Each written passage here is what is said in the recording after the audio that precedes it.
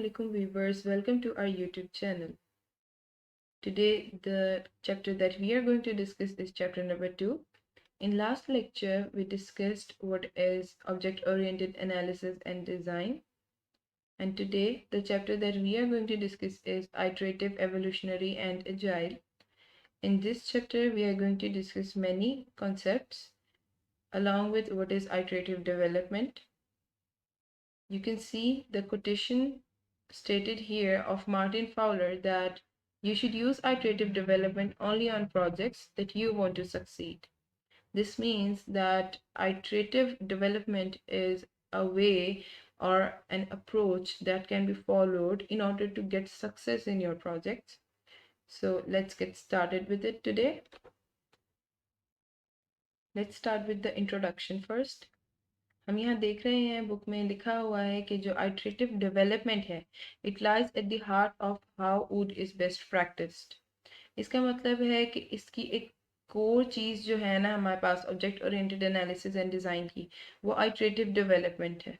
ठीक है, तो अब अगर हम यहाँ पर देखें तो उन्होंने यहाँ पर मेंशन किया हुआ है कि iterative and evolutionary development contrasted with sequential or waterfall life cycle involves early programming and testing of a partial system in repeating cycles.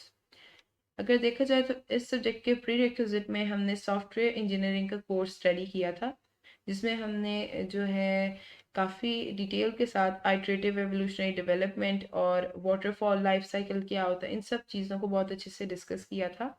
लेकिन for the sake of introduction हम यहाँ पर भी ब्रीफली इसको डिस्कस कर लेते हैं कि आइटरेटिव और एवोल्यूशनरी डेवलपमेंट में क्या हो रहा है और वाटरफॉल लाइफ साइकिल में क्या होता है। वाटरफॉल लाइफ साइकिल में, जिसको सिक्वेंशियल भी कहा जाता है, तमाम फेजेस या एक्टिविटीज़ एक सीक्वेंस में चल रही होती हैं। लाइक पहले अगर एनालिसिस हुआ है, रिक्वायरमेंट्स एनालिसिस हुआ है, फिर डिज़ाइन हुआ है, फिर coding, testing, implementation, so on, तो वो सब एक सीक्वेंस में चल रहा है और हर फेज या हर एक्टिविटी इटसेल्फ कंप्लीट होती है, फिर जो है वो नेक्स्ट एक्टिविटी पर मूव करता है। ठीक है, लेकिन आइटरेटिव में क्या होता है? आइटरेटिव डेवलपमेंट का जो हमें एडवांटेज है वो यही है कि अर्ली स्टेज पर ही प्रोग्रामिंग और टेस्टिंग होने लग जाती है पार्शियल सिस्टम की। इसका क्या मतलब है? यानी पहले हम एक आइट्रेशन, एक साइकिल स्टार्ट करेंगे। उस साइकिल में हमारे पास क्या होता है कि सबसे पहले अगर रिक्वायरमेंट्स एनालिसिस हुआ है और फिर डिज़ाइनिंग हुई है, फिर टेस्टिंग हुई है, तो वो कोडिंग और फिर टेस्टिंग और फिर डिप्लॉयमेंट, व्हाटएवर इट इज़, वो सब पहले हुआ। वो कंप्लीट हो जाने के बाद, वो साइकिल पूरा हो जाने के बाद वो एक पार्शियल सिस्टम बन गया है। ठीक है, अब वो इंक्रीमेंट हम डिलीवर कर देंगे यूज़र को। यूज़र उसको चेक करेगा, यूज़र देखेगा कि उसमें क्या ड्रॉबैक्स हैं या क्या चेंजेस वो करना चाहता है, वो अपना फीडबैक देगा। फीडबैक देने के बाद वो जो एक इंक्रीमेंट पहले ख़त्म हुआ था, जिसको हम एक साइकिल कह रहे हैं, उस साइकिल के बाद अभी कोई एक साइकिल स्टार्ट कर देंगे हम।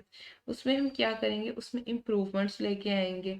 अगेन रिक्वायरमेंट्स का एनालिसिस करेंगे कि अब उसने क्या रिक्वायरमेंट्स बताई हैं, कुछ चेंज किया है, नहीं किया है। दोबारा डिज़ाइनिंग करेंगे, दोबारा से कोडिंग होगी, फिर से टेस्टिंग होगी, फिर इम्प्लीमेंटेशन होगी। यानी हर जो आपकी एक्टिविटी है ना वो इटसेल्फ रिपीट होती जाएगी हर साइकिल में। ठीक है, एक साइकिल कंप्लीट होगा, अगेन अब जो ये सेकेंड साइकिल होगा इसमें उसकी जो न्यू रिक्वायरमेंट्स होंगी ना, न्यू चेंजेस होंगी, उनको ऐड कर लिया जाएगा और वो एक न्यू इंक्रीमेंट बन जाएगा। एक नई आइट्रेशन कंप्लीट होने के बाद एक ऐसा इंक्रीमेंट हमारे पास सामने हमारे आएगा जिसमें के मॉडिफिकेशन के बाद यूज़र की न्यू रिक्वायरमेंट भी पूरी की जा रही होगी। अगेन उसको डिलीवर करेंगे, वो उसे चेकआउट करेगा और फिर फीडबैक देगा। और इसी तरीके से हम जो है एक बेस्ट हमारा जो प्रोडक्ट है उसके पास पहुंच जाएंगे। तो ये हमारे पास है आइटरेटिव और इवोल्यूशनरी डेवलपमेंट, क्योंकि इसमें चीज़ें इवॉल्व होती जा रही है ना। वो हमें जो भी बताता है, फीडबैक देता है, उससे हमें क्लैरिफाई हो जाता है ना कि अब उसे क्या इम्प्रूवमेंट चाहिए, क्या चेंजेस चाहिए, और फिर हम इम्प्रूव करते हैं, इवॉल्व करते हैं स्पेसिफिकेशन को, यानी कि स्पेसिफिकेशंस को हम चेंज कर रहे हैं, इम्प्रूव कर रहे हैं। ठीक है, तो इसीलिए हम इसको आइटरेटिव एंड एवोल्यूशनरी डेवलपमेंट कहते हैं। नेक्स्ट जिस क्वेश्चन का हम सब वेट कर रहे थे वो ये था कि आइटरेटिव और एवोल्यूशनरी डेवलपमेंट बेसिकली है क्या। तो अब हम इसको डिस्कस करते हैं। सबसे पहले ये कि जो हमारे पास यूनिफाइड प्रोसेस है और मोस्ट मॉडर्न मेथड्स हैं उसमें की प्रैक्टिस हमारी आइट्रेटिव डेवलपमेंट है, यानी हमारी ये जो आइट्रेटिव डेवलपमेंट है वो बहुत इंपॉर्टेंट रोल प्ले कर रही है। ठीक है, अब इस लाइफ साइकिल अप्रोच में होता क्या है, इस लाइफ साइकिल अप्रोच में जो डेवलपमेंट है उसे हम किस तरीके से ऑर्गेनाइज करते हैं, एक सीरीज ऑफ शॉर्ट और फिक्स्ड लेंथ मिनी प्रोजेक्ट्स में, जिन्हें आइट्रेशंस भी कहा जाता है। फिक्स लेंथ से मुराद ये है कि एग्जांपल यहाँ है कि 3 वीक, यानी हम टाइम फिक्स कर देते हैं कि इस टाइम के अंदर अंदर ये एक मिनी प्रोजेक्ट या एक आइट्रेशन हमें कंप्लीट करके चाहिए। ठीक है, यानी वो कंप्लीट होनी चाहिए। तो हम एक बड़े प्रोजेक्ट को, एक बड़ी डिमांड को, एक बड़े प्रोजेक्ट को बेसिकली हम डिवाइड कर देते हैं, ऑर्गेनाइज कर देते हैं series of short and fix length mini projects में। ठीक है, शॉर्ट भी होंगी, ठीक है, और फिक्स्ड लेंथ के लिए कि हमने इस लेंथ के अंदर इस टाइम स्पैन के अंदर इसको कंप्लीट करना है। और वो मिनी प्रोजेक्ट्स होंगे और हम उन मिनी प्रोजेक्ट्स के लिए एक पर्टिकुलर टर्म यूज करते हैं जिसको हम आइट्रेशंस कहते हैं। जो इसका रिजल्ट आएगा हर आइट्रेशन का, ईच आइट्रेशन का जो आउटकम होगा यानी रिजल्ट होगा, उसको हम टेस्ट भी करेंगे, इंटीग्रेट भी करेंगे और एग्जीक्यूटेबल पार्शियल सिस्टम होगा वो हमारे पास। ठीक है, एग्जीक्यूटेबल पार्शियल सिस्टम, पार्शियल हम इसलिए कहते हैं क्योंकि वो कंप्लीट फुल फ्लेज सिस्टम तो है नहीं, कमी बेशी तो उसमें हर टाइम रहेगी जब तक कि वो अपने लास्ट पॉइंट तक नहीं पहुंच जाता है। ठीक है, लेकिन होगा वो भी एग्जीक्यूटेबल। उसके बाद हम कहते हैं कि जो ईच आइट्रेशन है उसमें हर एक्टिविटी देखें इटसेल्फ जो है परफॉर्म होगी, रिक्वायरमेंट्स का एनालिसिस होगा, डिजाइनिंग होगी, इम्प्लीमेंटेशन होगी, टेस्टिंग होगी, यानी हर आइट्रेशन के अंदर ये एक्टिविटीज इंक्लूड होंगी। ये बड़ी मिसकंसेप्शन लोगों में होती है कि जी पहली आइट्रेशन में रिक्वायरमेंट एनालिसिस हो गया, डिज़ाइन इम्प्लीमेंटेशन टेस्टिंग हो गई, अब जो नेक्स्ट आइट्रेशंस होंगी उनमें सिर्फ डिज़ाइनिंग हो जाएगी, इम्प्लीमेंटेशन हो जाएगी, या फिर सिर्फ इम्प्लीमेंटेशन और टेस्टिंग हो जाएगी, जबकि ऐसा नहीं है। उसमें हर आइट्रेशन के एंड पे फीडबैक भी लिया जा रहा है, फीडबैक लेकर तो दोबारा से हमें रिक्वायरमेंट्स का एनालिसिस करना पड़ता है, सेकेंड आइट्रेशन में भी, थर्ड में भी, फोर्थ में भी डिजाइनिंग भी करनी पड़ती है, इम्प्लीमेंटेशन भी और टेस्टिंग भी। ठीक है, आइट्रेट करने का मतलब ही रिपीट करना होता है, तो वो हर हमें आइट्रेशन के अंदर ये एक्टिविटीज आइट्रेट करेंगी यानी रिपीट होंगी। ठीक है, iterative life cycle basically base करता है एक सक्सेसिव एनलार्जमेंट पर और सिस्टम की रिफाइनमेंट पर मल्टीपल आइट्रेशंस के थ्रू। इसका मतलब क्या है कि हम अपने सिस्टम की जो है सक्सेस चाहते हैं लार्ज स्पैन में, लार्ज स्केल पर, तो हम क्या करते हैं, हम उसको रिफाइन करते हैं मल्टीपल आइट्रेशंस में। और वो रिफाइन करने के लिए हमारे पास क्या चीज़ होती है, उसके लिए साइक्लिक फीडबैक आता है। साइक्लिक फीडबैक का मतलब है हमें एक साइकिल में यानी कि हर आइट्रेशन के एंड में एक एक फीडबैक मिलता रहेगा, उस फीडबैक का एनालिसिस करते हुए हम फर्दर एक्टिविटीज परफॉर्म करते जाएंगे और दोबारा से हम अपने सिस्टम को रिफाइन करते जाएंगे हर आइट्रेशन में। इसीलिए हम इस अप्रोच को, क्योंकि हमारा सिस्टम जो है वो टाइम के साथ इंक्रीमेंटली ग्रो कर रहा होता है ना, आइट्रेशन बाय आइट्रेशन, इसीलिए हम इस अप्रोच को आइट्रेटिव एंड इंक्रीमेंटल डेवलपमेंट कहते हैं। और हमें चूंकि इसके अंदर फीडबैक भी मिल रही होती है, इसलिए हमारी जो स्पेसिफिकेशंस और डिज़ाइन होती हैं ना वो इवॉल्व कर रही होती हैं, इसीलिए हम इसको आइट्रेटिव और इंक्रीमेंटल के साथ साथ आइट्रेटिव एंड एवोल्यूशनरी भी कहते हैं, क्योंकि हमारी स्पेसिफिकेशंस और डिज़ाइन इवॉल्व हो रही हैं, चेंज हो रही है, अडेप्टेबल है, यानी अडेप्टेशन हो सकती है, चेंजिंग हो सकती है, इवॉल्व कर रहा है, इसलिए हम इसको एवोल्यूशनरी और आइट्रेटिव डेवलपमेंट कहते हैं। ये हमारे पास एक फिगर है, इसको देख लेते हैं कि एक आइट्रेटिव और एवोल्यूशनरी डेवलपमेंट के बारे में इसमें बताया जा रहा है कि हमारे पास रिक्वायरमेंट्स हैं, डिज़ाइन है, इम्प्लीमेंटेशन हो रही है, फिर टेस्ट है, इंटीग्रेशन है, मोर डिज़ाइन है। ठीक है, फिर फाइनल इंटीग्रेशन हो रही है और फिर सिस्टम टेस्टिंग हो रही है। ठीक है, फॉर एग्जांपल 3 वीक्स लग रहे हैं इसमें, एक आइट्रेशन कंप्लीट हुई है, फिर नेक्स्ट मूव किया है हमने। अब टाइम क्या है, iteration are fixed in length और टाइम बॉक्सिंग क्या होती है नेक्स्ट हम डिस्कस करेंगे। ठीक है, तो हम सिंपली आप यहाँ ये समझ लें कि ये लेंथ फिक्स कर दी गई है आइट्रेशंस की। ठीक है, कि वो 3 वीक्स के लिए, फॉर एग्जांपल 3 वीक्स में सब हो रहा है, फिर हम नेक्स्ट आइट्रेशन पर जा रहे हैं, फिर हमारी दोबारा आइट्रेशन में सब एक्टिविटीज रिपीट हो रही हैं, फिर हम जो है ये देखें सिस्टम ग्रो कर रहा है इंक्रीमेंटली, आहिस्ता आहिस्ता ग्रो करता जाएगा, पहले सिस्टम इतना सा था, फिर अब ये ग्रो करके इतना हो गया और ये हर आइट्रेशन के एंड पर ये ग्रो करता जाएगा और एक फुल फ्लेज सिस्टम बन जाएगा।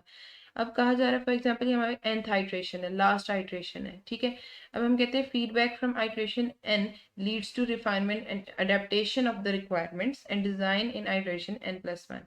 इसका मतलब ये है कि हमारी जो n आइट्रेशन होगी ना, उसमें जो हमारी अडेप्टेशन वगैरह होगी, रिफाइनमेंट होगी, यानी फीडबैक लिया, जो हमारे पास फीडबैक आने के बाद जो चेंजेस करनी होगी ना, हम चेंजेस करेंगे और वो आइट्रेशन अब हमारे पास n+1 आइट्रेशन बन जाएगी। यानी जिस आइट्रेशन में हमने सारी चेंजेस करनी है ना बिल्कुल लास्ट में, वो हमारी n+1 आइट्रेशन बन जाएगी और उसके बाद हमारा एक फुल फ्लेज सिस्टम जो है वो बिल्ड हो जाएगा। नेक्स्ट हमारे पास क्वेश्चन है कि हम आइट्रेटिव प्रोजेक्ट में जो चेंजेस हैं उन्हें कैसे हैंडल कर सकते हैं। तो उनको हैंडल करने के लिए जो हम इस सब टेक्स्ट में इंपॉर्टेंट चीज़ देख सकते हैं ना, वो हम यहाँ देख सकते हैं, ठीक है। तो हम यही मूव करते हैं।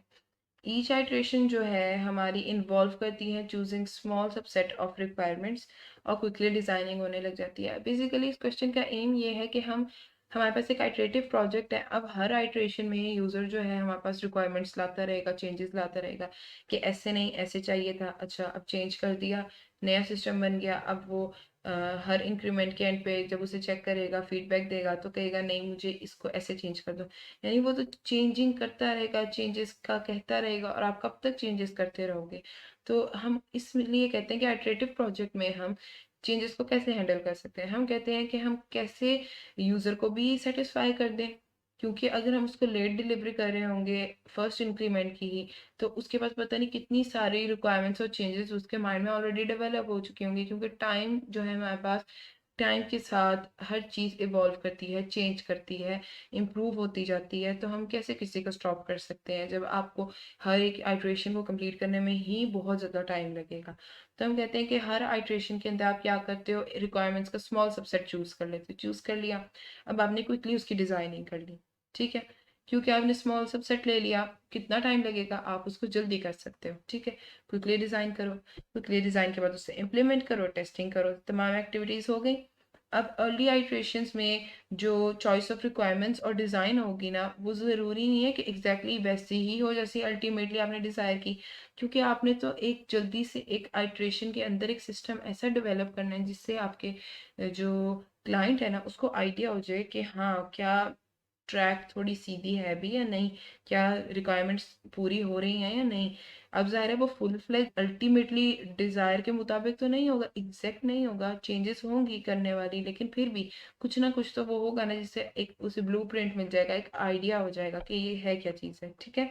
लेकिन आपने एक्ट करना है swiftly by taking small step. Swiftly कैसे, यानी कि तेजी दिखानी है, हमने क्विकली काम करना है, ठीक है। स्मॉल स्टेप्स लें, स्मॉल स्मॉल सबसेट बनाएं रिक्वायरमेंट्स के, लेकिन स्विफ्टली एक्ट करें, क्विकली एक्ट करें।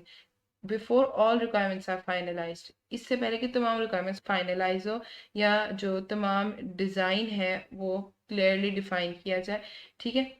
आपने रैपिड फीडबैक लेना है यूजर्स से, डेवलपर्स से और टेस्ट से, ठीक है।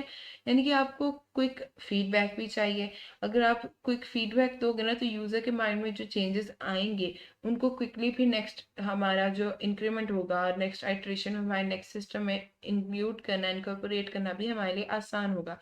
तो आपने स्विफ्टली काम करना है, लेकिन स्मॉल सबसेट बना ले चीज़ों के, ठीक है। क्योंकि चेंजेस को तो अकोमोडेट करना ही करना है। हमारा आइटरेटिव प्रोजेक्ट होता ही बड़ा वेलकमिंग सा है कि आपने जो भी हमारे पास चेंजेस आ रहे हो उनको अपने सिस्टम में ग्रेस्प करवाना ही करवाना है, किसी ना किसी तरह इंक्लूड करना ही करना है। तो आप रिजेक्ट नहीं कर सकते उन्हें, इसलिए आपको थोड़ा स्विफ्टली, थोड़ा क्विकली काम करना होगा।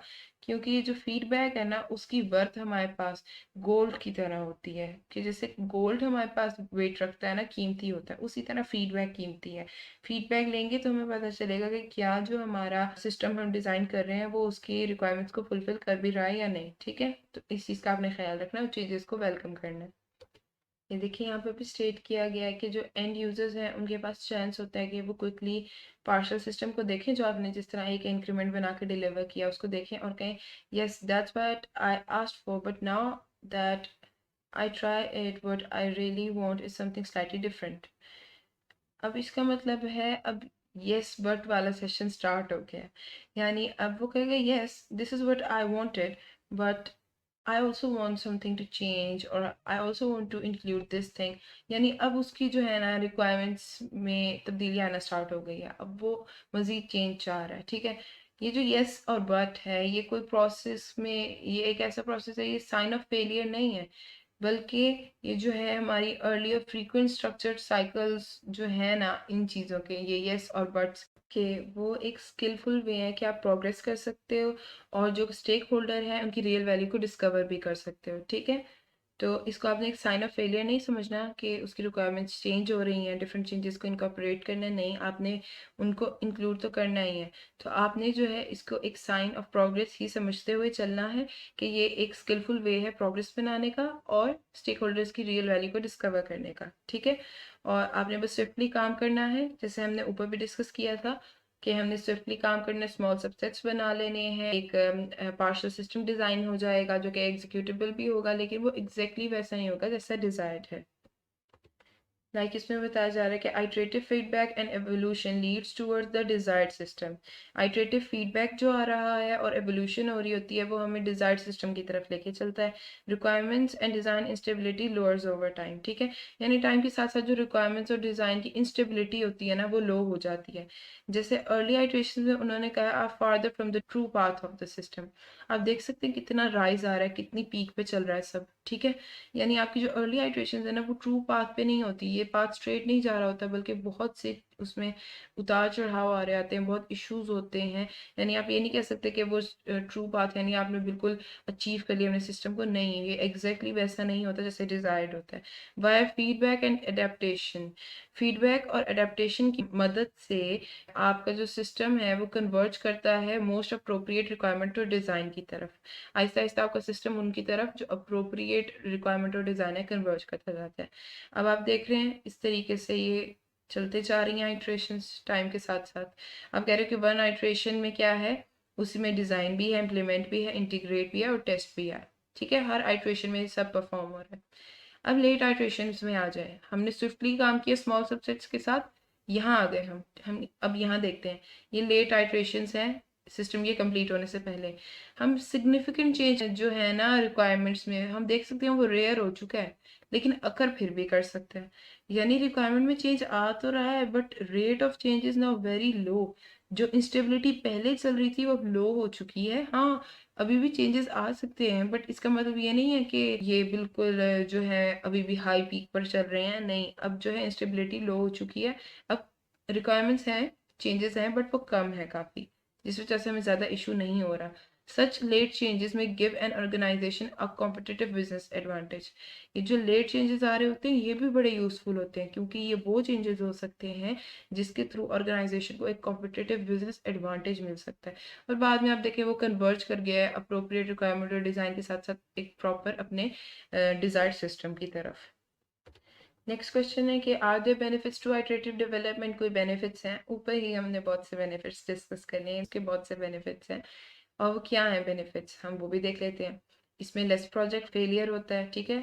लेस प्रोजेक्ट फेलियर के साथ साथ बेटर प्रोडक्टिविटी होती है, लोअर डिफेक्ट रेट्स होते हैं, ठीक है, जो हमारे पास रिसर्च से भी साबित हैं, जो कि की गई हैं डिफरेंट आइटरेटिव और एवोल्यूशनरी मेथड्स पर। Early rather than late mitigation of high risk. Point को समझने से पहले ये देखेंगे कि मिटिगेशन होता क्या है। मिटिगेशन का मतलब है कि रिस्क को ना पहले से ही फिक्स कर लेना। आप अर्ली जो है ना मिटिगेशन कर लेते हो हाई रिस्क की, रिस्क को पहले ही फिक्स कर लेते हो बजाय कि आप उसमें लेट हो जाओ, ठीक है। ये आपको आइटरेटिव डेवलपमेंट का फ़ायदा होता है, आप उनको फिक्स कर लेते हो जल्दी ही। हाई रिस्क को, जितने भी रिस्क होते हैं वो रिस्क क्या क्या हो सकते हैं, टेक्निकल हो सकते हैं, रिक्वायरमेंट्स के हवाले से हो सकते हैं, objectives, usability and so fourth, ठीक है। तो आप अर्ली उन्हें फिक्स कर लेते हो बजाय आप लेट हो जाओ तो बाद में उन हाई रिस्क को फिक्स करना भी डिफिकल्ट हो जाता है। नेक्स्ट है अर्ली विजिबल प्रोग्रेस। हमारी जो प्रोग्रेस है वो अर्ली ही हमें विजिबल हो चुकी होती है। नेक्स्ट हमारे पास है कि अर्ली फीडबैक होता है, यूज़र की इंगेजमेंट होती है, अडेप्टेशन होती है। यूज़र इंगेजमेंट, यूज़र इंगेज होता है क्योंकि वो फीडबैक देता है, फीडबैक देता है तो ही हमारे पास अडेप्टेशन, इवॉल्व, हमारे पास जो एवोल्यूशनरी चीज़ इसमें आ जाती है कि हमारा जो है सिस्टम अडेप्टेबल होता है, चेंजेस को अडेप्ट कर लेता है, इजीली इवॉल्व कर जाता है, स्पेसिफिकेशंस वगैरह हम उसमें इवॉल्व कर सकते हैं। और इसके थ्रू हम जो है एक रिफाइंड सिस्टम पर पहुंच जाते हैं जो कि मोर क्लोजली मीट करता है स्टेक होल्डर्स की रियल नीड्स के साथ, यानी अर्ली फीडबैक, यूजर एंगेजमेंट और अडेप्टेशन। ये हमें एक रिफाइंड सिस्टम की तरफ ले जाती हैं जिसके थ्रू हम जो स्टेक होल्डर की रियल नीड्स हैं उनसे मीट कर जाते हैं, वो हमें हासिल हो जाती हैं। मैनेज कॉम्प्लेक्सिटी होती है इसके अंदर। Learning within an iteration can be methodically use to improve the development process itself, iteration by iteration. एक आइट्रेशन के अंदर ही जो लर्निंग होती है ना, उसके थ्रू हम उसको यूज करते हुए डेवलपमेंट प्रोसेस को इटसेल्फ हम इम्प्रूव कर सकते हैं। ठीक है, यानी आइट्रेशन में जो भी लर्निंग है वो हमें हेल्प आउट करेगी ताकि हम डेवलपमेंट प्रोसेस को इटसेल्फ इम्प्रूव कर सकें, और ये भी सब आइट्रेशन बाय आइट्रेशन हो रहा होता है। जैसे मैंने कहा था हम लेटर ऑन डिस्कस करेंगे कि टाइम बॉक्सिंग क्या होती है। तो हमारे पास यहाँ क्वेश्चन है कि how long should an iteration be, what is iteration time boxing. तो हम कहते हैं कि मोस्ट आइट्रेटिव मेथड्स ये रिकमेंड करते हैं कि आइट्रेशन की लेंथ बिटवीन 2 to 6 वीक्स होनी चाहिए। स्मॉल स्टेप्स, रैपिड फीडबैक और अडेप्टेशन, ये सेंट्रल आइडियाज हैं आइट्रेटिव डेवलपमेंट में। जबकि ये जो लॉन्ग आइट्रेशंस होती हैं इनके थ्रू हमारे पास जो प्रोजेक्ट रिस्क है ना वो बहुत इंक्रीज हो जाता है। अगर हम ओनली 1 वीक में सब कंप्लीट करना चाहें तो ये बहुत डिफ़िकल्ट होता है कि हम इतने ज़्यादा सफिशिएंट वर्क को कंप्लीट कर सकें। सिर्फ जल्दी करने के चक्कर में हम जो है ना मीनिंगफुल थ्रूपुट, यानी कि मीनिंगफुल हम काम नहीं कर सकते और ना ही हमें वैसा फीडबैक मिलता है। और अगर हम मोर देन 6 वीक्स ले जाएं तो हमारी जो कॉम्प्लेक्सिटीज हैं वो इंक्रीज हो जाती हैं, फीडबैक डिले हो जाता है और एक बड़ी जो है ना अजीब सी सिचुएशन क्रिएट हो जाती है। तो शॉर्ट इज गुड। ठीक है, हम कहेंगे शॉर्ट इज गुड। की आइडिया क्या है कि आइट्रेशंस को टाइम बॉक्स कर दिया जाए। टाइम बॉक्स का मतलब है लेंथ को फिक्स कर देना। ठीक है, कि इस पर्टिकुलर लेंथ के अंदर हमारी जो आइट्रेशन है वो कंप्लीट होनी चाहिए। For example, if the next iteration is chosen to be 3 weeks long, then the partial system must be integrated, tested, and stabilized by the schedule date. Slippage is illegal. अब इसका क्या मतलब है कि फॉर एग्जांपल अगर हमारे पास हमने ये चूज़ किया कि एक आइट्रेशन 3 वीक्स के अंदर अंदर कंप्लीट होनी चाहिए, तो हमारा जो पार्शल सिस्टम है वो उन 3 वीक्स के अंदर अंदर ही इंटीग्रेट, टेस्ट और स्टेबलाइज होना चाहिए। उसके बाद अगर हम करेंगे ना तो डेट से स्लिप करना इलीगल है, क्योंकि अगर आप डेडलाइन से नहीं मीट करेंगे तो जाहिर है फिर वो आपका फीडबैक भी तो डिले होगा ना। जैसे हमने ऊपर बात की, कॉम्प्लेक्सिटी बढ़ेगी और फीडबैक डिले होगा। अगर आप को लगता है कि आप डेडलाइन को नहीं मीट कर सकते तो रिकमेंड किया जा रहा है कि आप कुछ टास्क को, रिक्वायरमेंट्स को रिमूव कर दें उस आइट्रेशन में से और किसी फ्यूचर आइट्रेशन में उसे इंक्लूड कर दें, रादर ये कि आप अपनी कंप्लीशन डेट को स्किप कर दें कि आप 3 वीक्स के बजाय 4 वीक्स लगा रहे हैं और फिर उसके बाद आप फीडबैक लें और फिर नेक्स्ट आइट्रेशन पे मूव करें। इसलिए बेहतर ये है कि आप उन टास्क को और रिक्वायरमेंट्स को ही रिमूव कर दें जिनकी वजह से आपका टाइम बढ़ेगा और जो है उसे फ्यूचर आइट्रेशन में इंक्लूड कर लें।